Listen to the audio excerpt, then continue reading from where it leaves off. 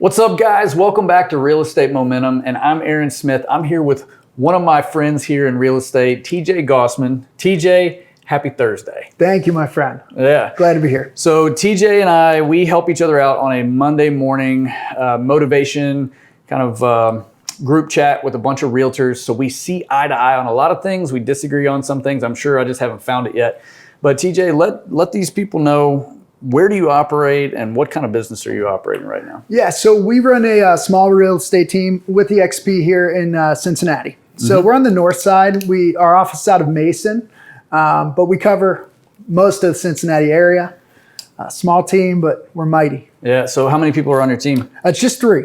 3 people. Do you have administrative help or? Yeah, so we've got an admin, and then my goal is for everybody to be producing. And if we can make everybody out there making money, helping our clients, keeping that culture right, we've done it, small, and it's worked well. Growth's probably down the road, so we'll see what it looks like. Yeah, you grow when you have to. And we're the same way. Our admin is licensed.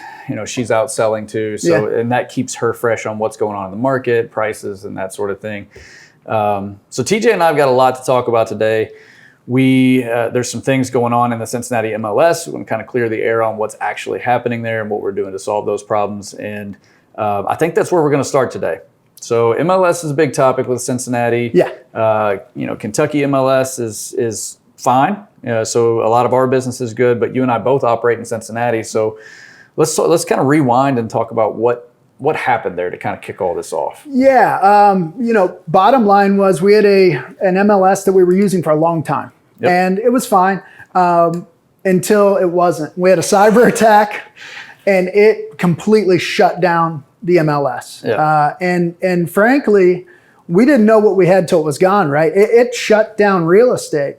Yeah, I mean, you saw it too. Yeah, so I mean, the system that we have used for decades in Cincinnati is called Rapatoni MLS, and it's a data aggregator. It's a database of all the house listings that you could have on the market in Cincinnati.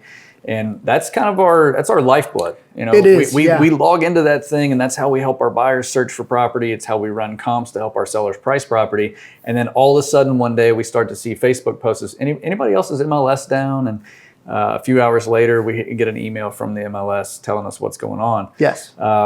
So kind of fast forward a little bit, there was a task force put into play. Like, they helped us work some workarounds for our clients, right? Yes. Yeah. Thankfully, Cincinnati being such a big market, we have Dayton.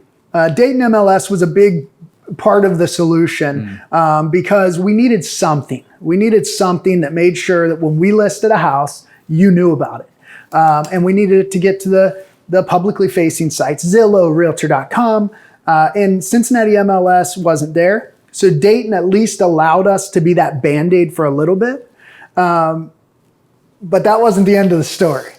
Right. So we did the workaround thing, and then months and months prior, the Cincinnati MLS was working on switching over to a different data aggregator, a different database called Perchwell. Yes. So the wheels were already in motion. However, the back end wasn't there yet. So they said, hey, we're going to postpone this thing.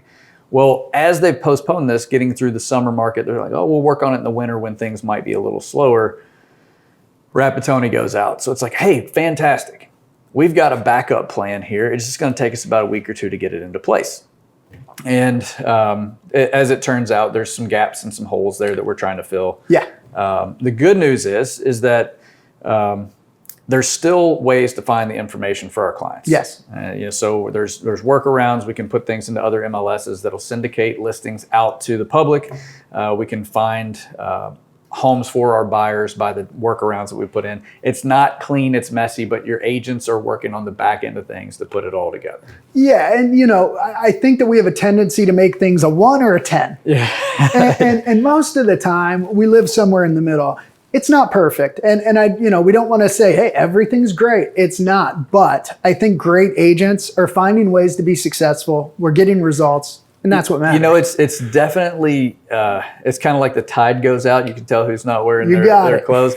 It's like right now we're able to identify the agents who are the ones who are resourceful. They're calm under pressure. And it's really cool to see some people, how they operate. And some people are like, I never would have guessed that you would have freaked out over something like this. So. Yeah. You learn who you are when things get tough. Yeah. So that's what we're working on, and everything's kind of coming together for the public. So if you're with me in Cincinnati or you're one of TJ's clients, just know that you got some good agents working for you on the back end. We're running comps. We're looking at good data. We're double checking and triple checking everything to make sure it all lines up. So yeah.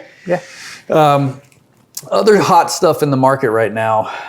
I guess first, let's just tell anybody that's watching what's going on in the Cincinnati market. How's the Cincinnati market operating right now? Yeah, so we have record low inventory.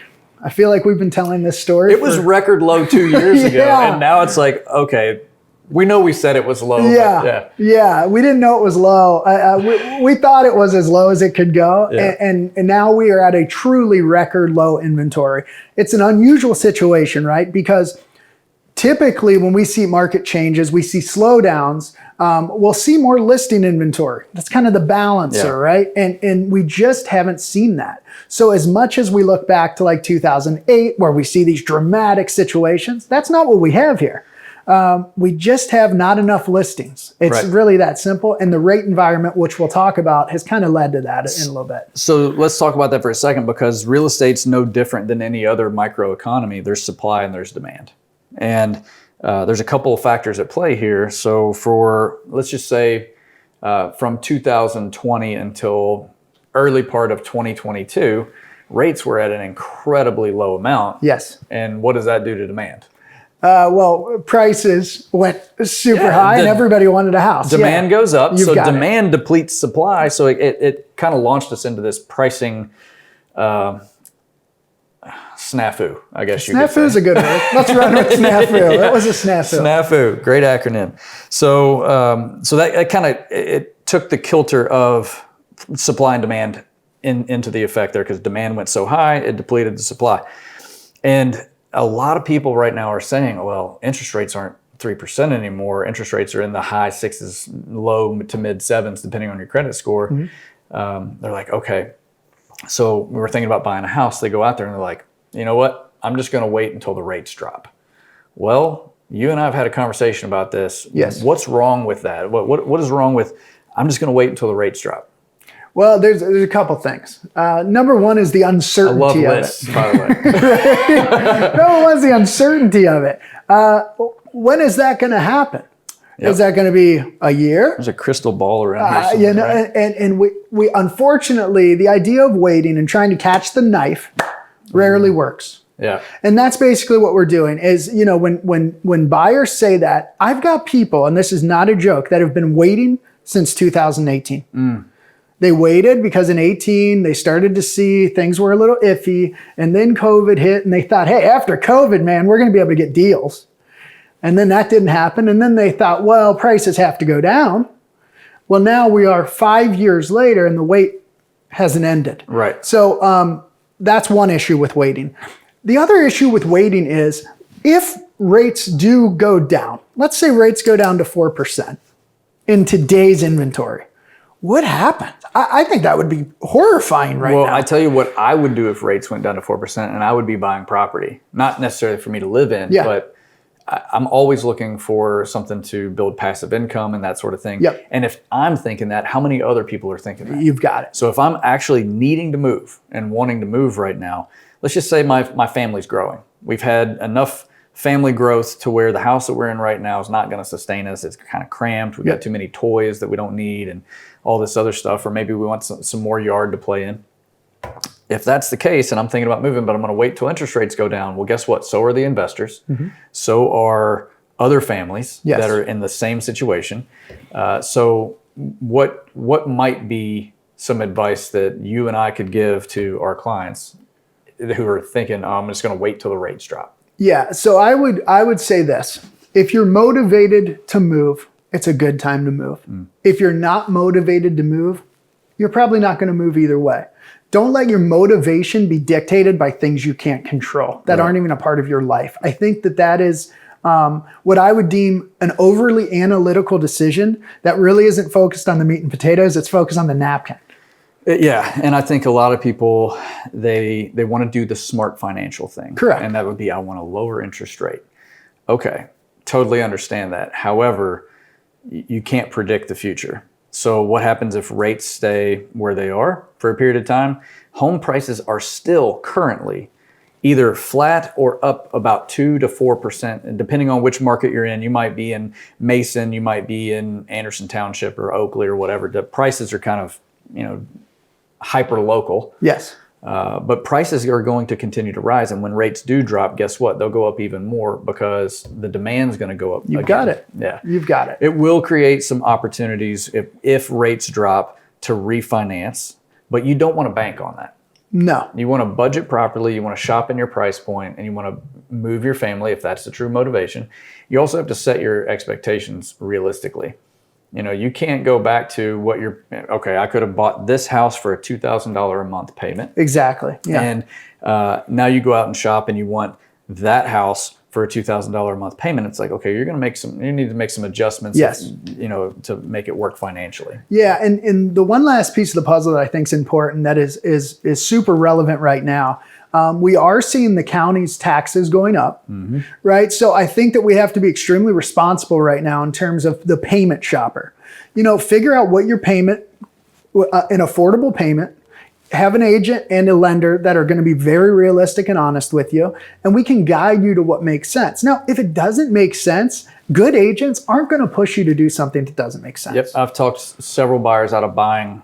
Won't say I talked them out of it, but I educated them around the scenario. 100%. And it opened their eyes wide open. And they're like, I think you're right. I appreciate you telling us about it. It cost you a sale. Yeah. I didn't get to sell them a house right then and there. However, it caused them to back up and do the right thing for their family. So. Yeah, and the good news is trust and honesty leads to referrals. It all works out. That's why good agents, we don't worry about the sale. We worry about the relationship. Yep. And I think clients understand that. They see that when you are open and honest and you take their needs first. Yep. They see that you're not money hungry and all that stuff. And I think that's why you're here with me today, is because we think like that. Yeah, 100%. Awesome. So I own an Airbnb, and you and I were kind of just going back and forth a little bit about Airbnb, and you mentioned something that was brought up on a radio show. Was it yes. Dave Ramsey? I think? Dave Ramsey. Yeah, so how does he put that? So Dave Ramsey, for those who don't know, he's kind of a financial guru, and some people, he's the gospel. Others are like, the guy is scared to death of credit. Either way, the guy's a huge following. Yep. So his opinions matter, I think, in the way that we need to know what people are hearing. He had a woman call in, and I thought this was interesting because we don't know each other's opinions. I'll be curious what you think. Yeah. And she basically said, hey, Dave, I'm considering taking out refinancing my home to take money out to buy an Airbnb. And Dave's response, and I am paraphrasing, is don't let an Airbnb ruin your life. Meaning that, don't do this. You don't know what you're getting into. So I want to dig into that with you as an owner. What are your thoughts? Does this ever apply, or is this just absolute nonsense? Well, so TJ and I are in the real estate business.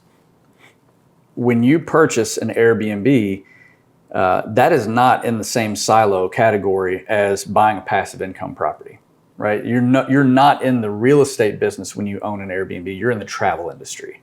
So first of all, I think before anybody opens up any form of business, because it's not real estate investment, it's a business. Mm-hmm. If you open up a business, you need to understand all the ins and outs of it. First of all, do you have the reserves necessary to buy all the furniture when somebody comes in and ruins your furniture? Do you have the time or reserves set up so that you can pay a cleaning crew? Yeah. When we got into ours, I think it was early 2018. Our first guest checked in on March 3rd or something like that. We were pumped. We had furnished this house and painted it, and everything was good to go. By our third guest, we'd already had a bed broken. Somebody, I think it was a 21st birthday, somebody ripped the front door off the thing. Now, it is not intended to scare anybody, but it was stuff that I was looking at the world through rose-colored lenses, and I was like, man, we've already got all these bookings. We're going to make a lot of money. $1 million, yeah. And we did, I think our best year, we grossed pretty good. But then you've got expenses in there. You're paying for Wi-Fi. You're paying for all these things. And a lot of people might go into it thinking, oh, I've heard these stories about how people can make money with an Airbnb or a short-term rental, and they miss some pieces. You need to have somebody guide you if you're going to go into Airbnb. Now, the other thing is I believe that if you're borrowing money from your personal real estate where you are sleeping and living and feeding your family, if you're borrowing money from that and putting that at risk, to go invest in another business, you might want to wait until you're a little bit more financially ready to do that. Because if that business goes down and you don't have income enough, or if you don't have the funds to put back in, well, you might be sleeping in the Airbnb, or you might not have a place to sleep at all. Yeah. If something takes a turn for the worse. Now, if you have another investment property with equity in it, you want to borrow from it, that doesn't put your family at risk. 100%. So I think, number one, it's going to highly depend on the savvy of the person who's investing and who they have as a guide or a leader through that. And the other thing too is just their financial situation. Don't put yourself on the streets because you had a great entrepreneurial moment. Yes. And here's the other thing. Not all Airbnbs are created equal. I think this is something that people miss. Like, you can really mess this up. Yeah. You're right? Like, wrong location. You don't know. It's got to have something that is going to attract people, because you open up the Airbnb app, there's 800,000 properties within 20 miles. Why are they going to use Aaron's? 800 or 1,000. 800 or 1,000. Yeah. Not 800,000. Yeah, sorry.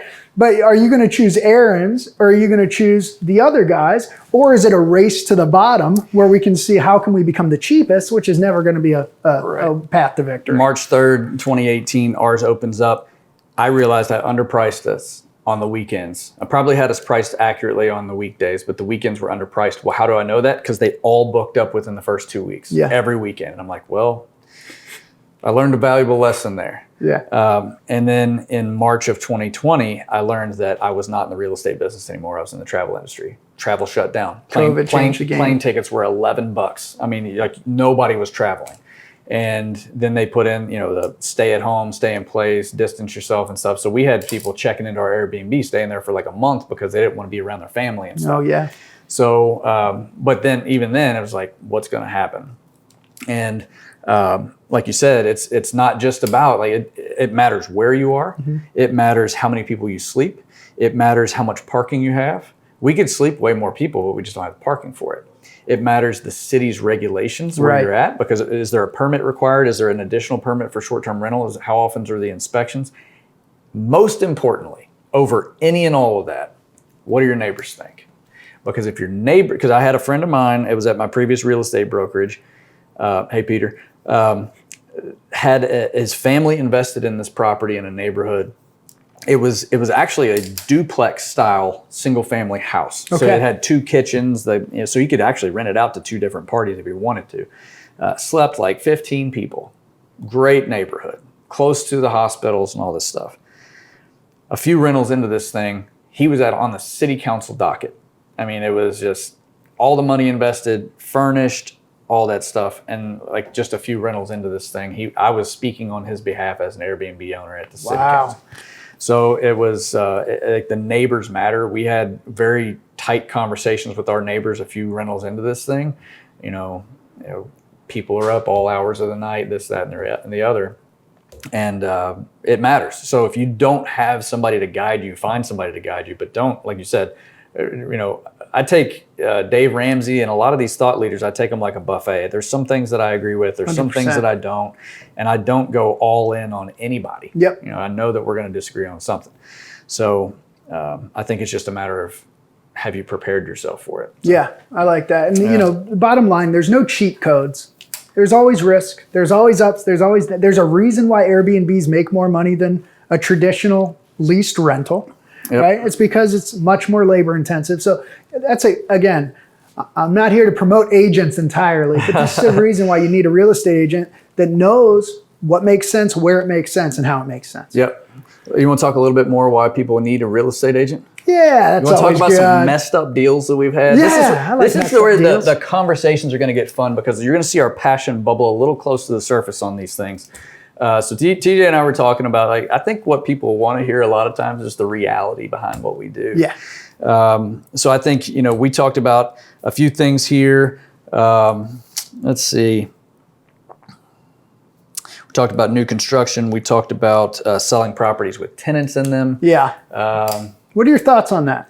What's that? Selling property with a tenant? Yeah.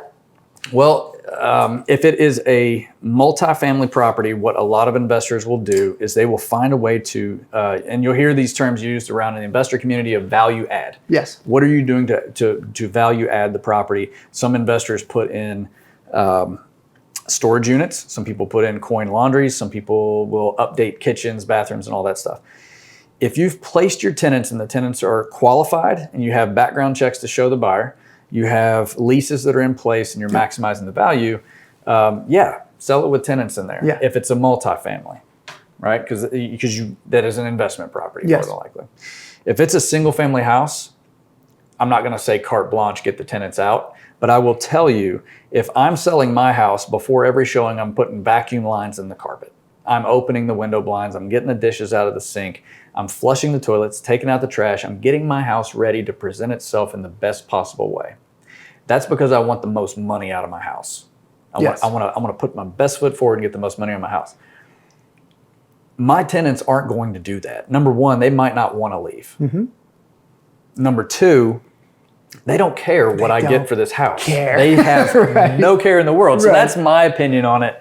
And I'm open with my clients about that. I've had clients, they'll give a 60-day notice to a tenant. Sometime, if they're on a month-to-month, and they'll tell them what's going on, and give them plenty of time. Yeah, and being that we work with buyers and sellers, I understand both sides of the coin. Like, as a seller, it doesn't always just line up that I can end a lease and I can clean it up, and sometimes you just have to work with what you can work with.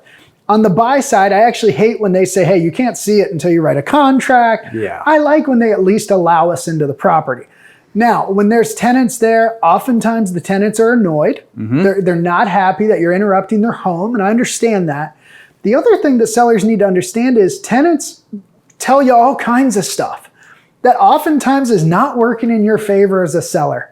I mean, things that you may not even know about as a landlord, but they've been keeping in their back pocket for years, that can really, really affect the value of the property and the offer that you're going to get. Well, and especially if they don't want to move. Right, which is common. Buyer walks into the property, tenant's like, oh, did you know the foundation's cracked and the place is about to fall down, it needs to be condemned. It's like, okay. So buyers need to understand too that may be the dynamic and they just don't want the sale to go forward.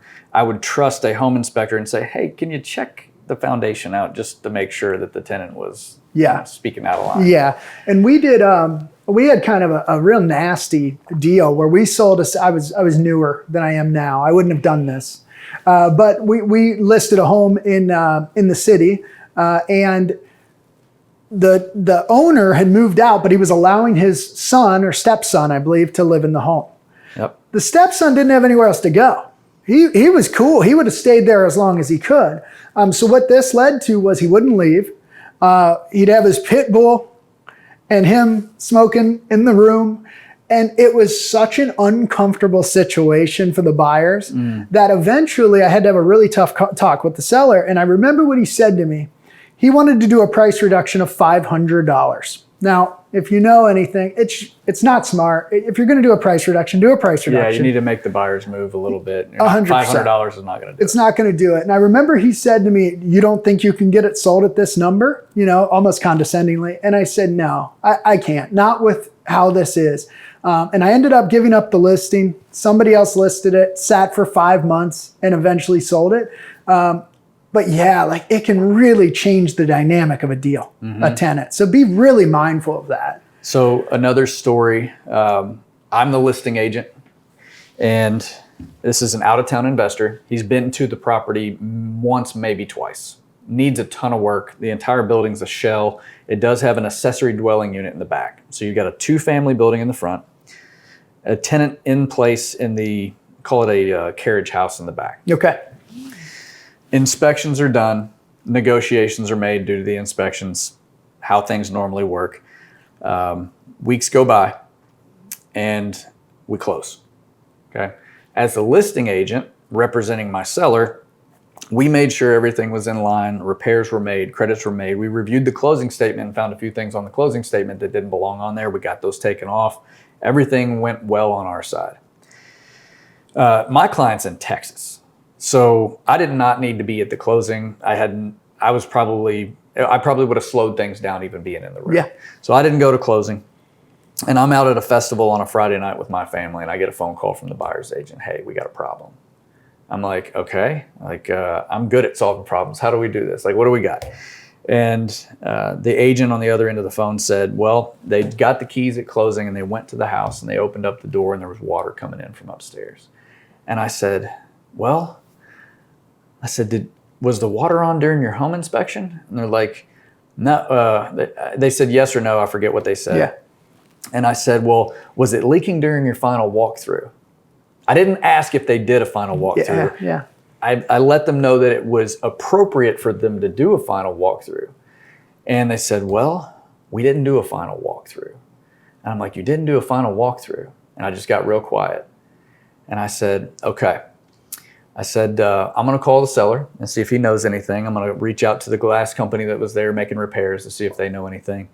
And it speaks to the fact of, if you've got an agent guiding you through the home buying process, that agent needs to be checking boxes, dotting I's, crossing T's, and making sure that, because I've also had it happen before too, where we're sitting at the closing table, the seller gets a call from the neighbor, hey, your tree just fell into my house. Oh boy. It was 10:30 in the morning. The house was in Mount Washington over in Cincinnati. And the buyer just bought the house and the seller says, I think our tree just fell into the neighbor's fence and hit their gutters and all this stuff. So, and we did a final walkthrough on that one the day before, right before. What can you do? I was like, we did it. Like everything was fine when we were there. I didn't know the tree was going to blow over. Right. There's some things you can't avoid, but if they did a final walkthrough, they would have known that the water was leaking in the house. So final walkthroughs are huge. So big. This I like the assumptive close there too. Like, how was the final walkthrough? Yeah, that's great. Well, it's like, have you read Never Split the Difference by Chris Voss? Yeah. I mean, it's such a great negotiation book. Yes. I use that in negotiations all the time. I hope we never negotiate against each other. It'll be fun. But it'll be a nice little match. Stay on your side of the river. We don't have to worry about it. Hey, we'll just leave stay in it our lane. alone in Ohio. Awesome. What else you got on stories? I know we talked about new construction a little bit. Yeah, I got an interesting one. Okay, let's go. So there is, in a perfect world, agents from all different brokerages, past, whatever you're into, we all work together. It really is how it should be. It should be a collaboration. Yeah, the goal is for the buyers and sellers. It's for the public, for our clients to get what they want and they need and be stress-free. Yeah, it's that straightforward. And I had an interesting situation. My wife, who works as a nurse, she had a friend who was a doctor, and they had a beautiful home to sell. And they didn't call me to sell it. It's okay. Life happens. It happens. I cried for like 7 minutes, and then I got back to work. But she did call me and say, hey, TJ, great news. My home's for sale. And I would love for you to share it on your social media where you have a great following. And of course, I said, absolutely. She's a really good person. No hard feelings. Life happens. So out of doing the right thing, ethics, I call her agent. And I say, hey, I would love to share the home at XXX on my social media. I've got a big following. Hopefully I can find you a buyer. Yep. The agent says, no. We'd rather you not. Okay, I can't control that. But she did call me and she said, hey, can you share it? And I said, hey, your agent has asked that I don't share it, which was true. What do I say? I'm not going to share it. I have no choice at that point but to say what happened. What ended up happening was she took that offensively, that agent wasn't doing everything they could to sell her home, which led her to let go of that agent, leave the listing contract, and ended up listing with me. Yep. Good decision. We did sell the home quickly. But the point is we can do this two ways, right? We can do it from a scarcity mindset, which means it's mine. Don't touch it. Stay away. God forbid Aaron Smith gets too close to my business. Or we can do it from an abundance mindset that says, hey, man, I would appreciate the help. And when you have a listing, I'll help you to bring a buyer. Right. I think the public would argue one way makes sense and one way doesn't. Well, and you think, what's the seller's, what's their goal there, right? They want as many people to know about the house as possible so that as many eyeballs, because somebody you share it with may say, oh, my sister's looking for a house. That looks perfect. And it turns out to, you match made a deal. Yes. Right? Yes. What is the listing agent afraid of? Are they afraid somebody's going to sell their listing? I asked myself that. The only thing I could think of was they were hoping to get the buyer. I think that's short-sighted. My guess is that it was just an old school way of thinking. That this is our listing, we share it. Now, I do get the public image side of it to a point, because there's certain agents who have a reputation for being rude or not being above board or things like that. Sure. It happens, right? There's every industry. Every industry's got that. So if somebody reached out to me that I felt that way about, I might put some parameters around it. Hey, can you make sure that I review it before you put it out there? Sure. Doing the best thing I can for my seller, just to make sure that everything looks copacetic. Yes. But there'd be no way that I would want to limit my pool of reach with that listing. So, yeah. And I think after anything that we've talked about so far, we can end it with who you work with matters. Yep. It really comes down to who you work with matters. Yeah. If you've got an agent with a tight reputation, people enjoy working with that agent, and you've got your house on the market. There's sometimes where I have a buyer send me a listing and they're like, hey, we want to go see it. We schedule, figure out what time it's going to be. Yes. And then I go to set the showing up. I'm like, this is going to be some tough negotiation. Yes. I really need to protect my buyer when they make an offer on this listing, just because I know this agent's tendencies and things like that. Sure. And they're probably doing the best thing that they know how to do for their client as well.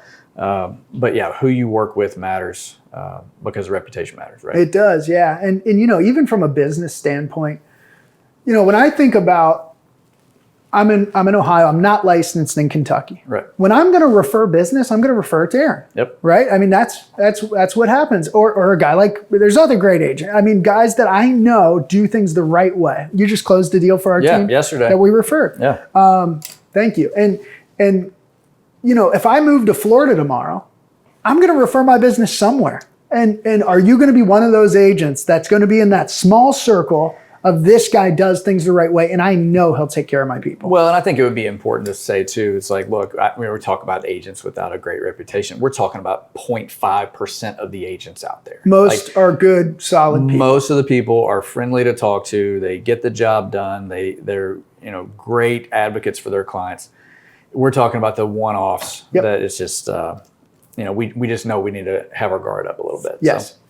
So, yep. Here's one for you. So, and I'm going to brag on myself just a little bit, and my team, because my team, we do a fantastic job when we're showing houses. So the other day I showed a house, and I noticed in the disclosure that the seller had previously treated the house for termites. Fantastic, right? Yeah, termites are a thing. They're like bad neighbors. You may not have them when you buy the house, but they might move in and cause some trouble. Super treatable though. They're treatable. It's fixable. Mm-hmm. Just like, treating for ants or anything else. It's a pest and, something to deal with. So seeing that the house had been previously treated for termites, I walked them around the outside of the house and I said, do you know what it look? Do you know how people identify termites? They're like, we have really no idea. Right. So I showed them what the bait stations look like around the house. And I said, this is what they do. And this is why they're here. And they usually come with a warranty and a service contract and all that. And I started pointing out things. I said, so things like this. I said, I don't know exactly what this is, but it looks like a shelter tube that a termite colony might use to get inside of a house. I said, you would think that if they had bait stations and a control in place, that you wouldn't see that. I would agree. I said, so if we end up buying this house, we hadn't even made the offer at this point. And if we end up buying this house, we're going to talk to your termite inspector and your home inspector. We're going to have them look at this just to see what it is as a precautionary thing. And it's because I knew what to look for that during the home inspection on that, the buyer walks up to the termite inspector and says, hey, I want you to look at a couple of things that we noticed. And like that little spot right there. Like, can you tell me what that is? Is that something to be worried about or not? And he goes, I don't know how you saw that. He said, but most termite inspectors would probably miss that. And she didn't tell him who told her. Yeah, that's cool. But I called the termite inspector today to ask questions like, okay, so how do we handle this? Like, it's already got a bait station thing in place. Yeah. They've already got a contract and stuff, but it seems not to be working. How do we handle it? And he gave me some feedback, but he said, it's because you pointed that out to her that she knew to ask me about it. And that's one thing that I try to put into my team. It's like, we look for things like, if you find a good agent, they know to look for electrical issues and plumbing. Yes. And I always tell my clients, like, look, I'm not a home inspector, but it's like I stayed in a Holiday Inn Express last Right. night. Yeah. Like, I've been through this before, and it's like you might want to ask the inspector to look at that. And there's some stuff going on the roof. Like I would expect them to comment on something like that. Ask them to focus there and tell you what's going on. Yeah. And it's not. Here's why I do it, because buying a house is an emotional process. Yes. It's very emotional because you're taking everything you own, you're picking it up and you're moving it to another place, and there's memories and all this other stuff. So when you get into negotiations, you and I have both been in this situation, I know, without even asking you, but you get into negotiations, you work out a deal, contract is signed, sealed, delivered, you send it over to the lender, you get the title company pulling the title work on it, and then we're setting up everything, and then they show up at the home inspection. And then all of the things, they've just decided they're going to buy this great house. And now you're going to pay somebody $500 to tell you everything wrong with it. Everything. So that emotionally that can hit you because Yes. you get these positive emotions and then they dump all this stuff on you. Big time. So when we walk our buyers through the house and say, hey, your inspector's probably going to mention this. Here's what we believe that this is. We've seen it before. Ask the inspector if that's a problem or not. Really smart. And then that way they make the offer already knowing it. Yep. So they're already like, okay, I'm aware. The inspector tells them about the problem and they're not shocked and floored by it. They can ask questions around it instead of being afraid of it. Yep. So, and then that keeps them from backing out of a house by being surprised and emotionally blown, as opposed to just going ahead and moving forward with it, getting the problem solved. So. Yeah. And one thing I always say when I do a showing is I want you to look at all the fun stuff, and I'm going to look at the stuff you don't know you care about yet. So while they're looking at the kitchen and the baths, I'm looking up and down, right? And I do think that is something, the more seasoned that I get, the better that I get. Yeah. So that is something with an agent that has some time is going to be more efficient and better at showing a house the right way than an agent that doesn't have the time yet. Yeah, and here's the thing too, it's like 2020 to 2022, the influx of real estate agents into the real estate industry was unseen before in that capacity. Yeah. Or we had so many agents flooding the market. There is nothing wrong with hiring a new agent as long as you know that they've got help to help you. Yep. Whether they're brokers with them, they have a training person, a mentor, or whatever that is. When I bring my agents in, we do a training where like, hey, I'm going to go on your showings with you. You're going to come on showings with me. You're going to listen to how I talk. So you're going to watch what I look for.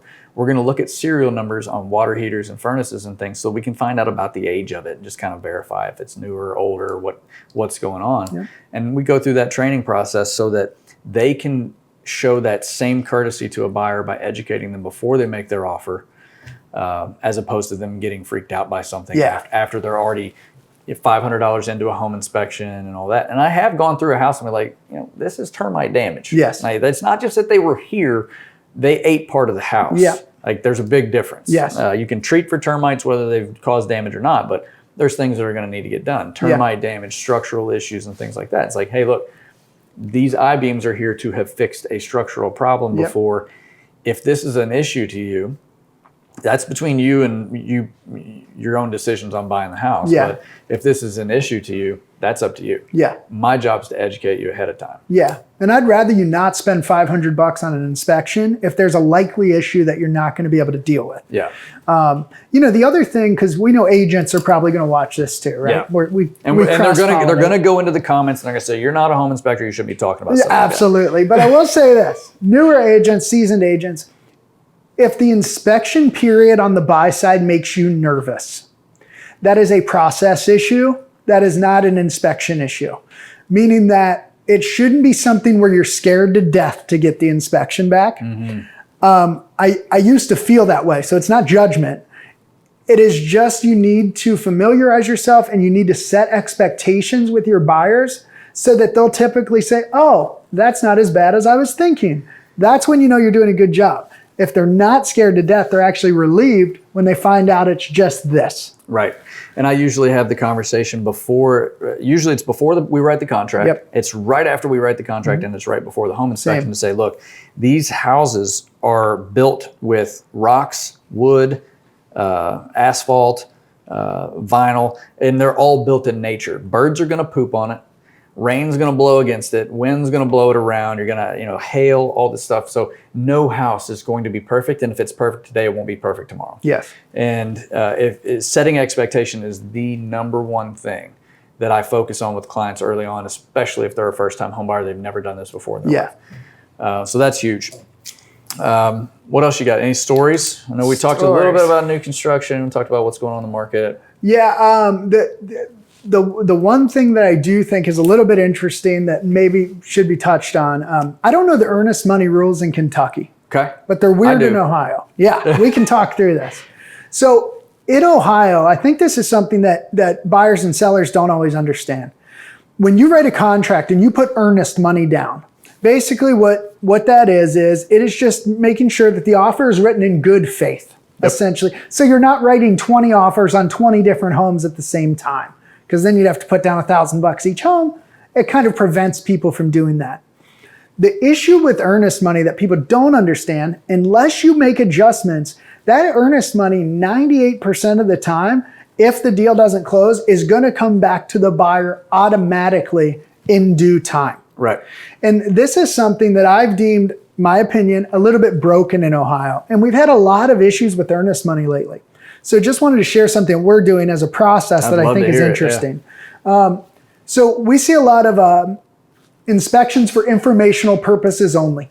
Are you seeing that on this side of the river? Yeah, and I'm going to write that down because we're going to talk about that in a second. Okay. And this intent is that buyers are not going to ask for any repairs. What we found on the listing side is even if that intent is true, it oftentimes doesn't come to fruition. Meaning that they do the inspections, they say, hey, but we didn't know that there was not GFCI protection in the laundry room. We want money. So what we've done is now when we see inspections are for informational purposes only, our counter is, hey, that's cool, but we're going to do non-refundable earnest money. Yeah. And that at least protects us if they want to ask for things or walk away during the inspections. There's some recourse. What are your thoughts, and does that apply to Kentucky? It can be done. Earnest money by definition is refundable, and it has to be signed off on both parties. So I think you have to call it something different. Okay. I think. My pet peeve is that stupid clause, and I hope you agents get in the comments section and fight me on this, but the stupid clause of for informational purposes only. And if you do this, I'm not calling you stupid. It's the clause, it's the wording, and it's the care put into the language of it. Yeah. Because here's the thing: in the purchase contract, and we're getting a little legal on this thing. So, that's okay. In the purchase contract, yeah, right. There's a checkbox that says this contract is contingent upon a home inspection and it must be satisfactory to the buyer. It even goes into detail about the home inspection report is not a repair list, right? It goes into all that. Then we go into the contract and it says for informational purposes only. What does that even mean? What does that even mean? So you are contingent. Yes. It is for informational purposes only. But unless they write in there, buyer will make no requests for repairs, buyer will make no requests for credits. Yes. They have to write that stuff in there to be clear. So when I do receive a purchase offer on one of my listings that says for informational purposes only, I say, can you explain that to me? And if they're like, well, they can still back out of the contract, right? I was like, okay, totally get that. There's something wrong. You don't want to do it. However, what are they going to do with the informational part of the purposes? Right. And it's like, it doesn't say that you can't ask us for anything in here. So what I'll do is I'll go in there and I'll counsel my buyer. Hey, it's a $700,000 house. If you're buying this thing, at what point, if there's $5,000 worth of repairs in this thing, the seller says, I ain't fixing nothing. It's $5,000 worth of repairs. Are you still going to buy the house? Yeah, we'll probably buy it. What if it's $10,000? I don't know. $7,500? Yeah, maybe. Okay, cool. So we're going to write in here that if the repair estimates come back on any bigger ticket items and these repairs are under $7,500, you'll take care of every bit of that. We'll write that into the contract. It's a good offer. Yeah, that makes sense. I mean, it tells me, okay, where's your threshold? If we find over $7,500 worth of stuff wrong with this house, you're willing to walk if the seller says no to all of it.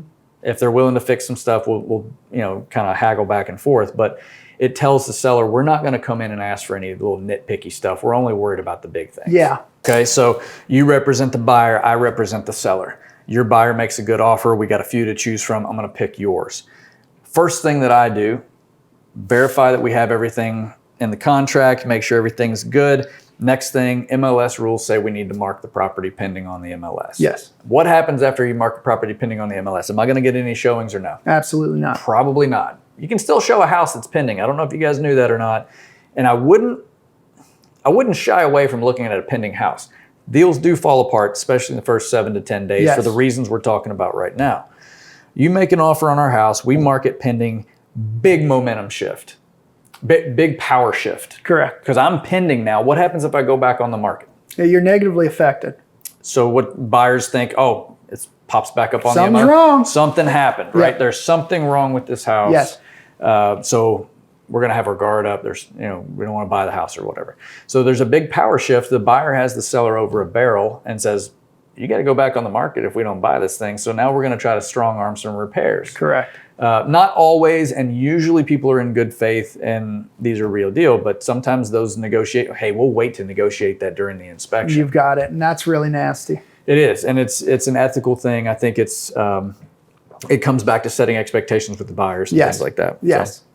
So, what are your thoughts on new construction right now? Shifting without warning. Yeah. I think that it should be considered with low inventory. I don't think you can do it the other way around, though. Right. Your expectations can't define what you get until you know what you can afford. Which has changed a lot. I mean, builders have adjusted, they've adapted their products to fit the budget for the market. Some builders have gone from stud 16 on center going to 20, so that they can make their product affordable for the buyer and still maintain their margins and keep all their employees, right? Yes. So overall, in our market, super low inventory.